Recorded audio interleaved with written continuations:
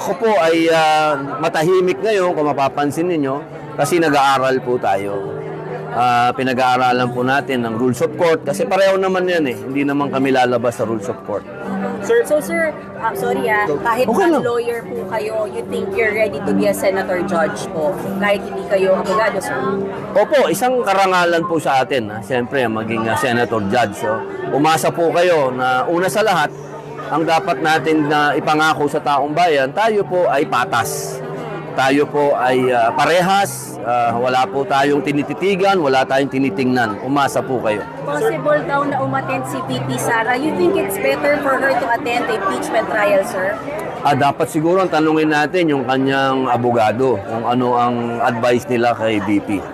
Kung ipupush ng ilang mga taga-mayorya na si Senator Cheese ang mag-presiding officer, i-oppose po ba ninyo, sir? Or at least ng minority bloc? Kailangan namin yung oppose yun. Bilang kami ay minorya. Bilang kami, trabaho namin yun. Yung mga alam namin na, teka muna, parang wala yata sa konstitusyon yan. No? Kailangan namin pag-usapan yan. Hindi ibig sabihin nag-aaway kami.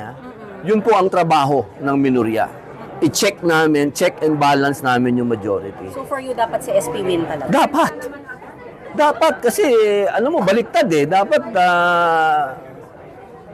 yung majority, ini-encourage nila dapat si SP win, Hindi nila, para sa akin, na degrade yung tao eh.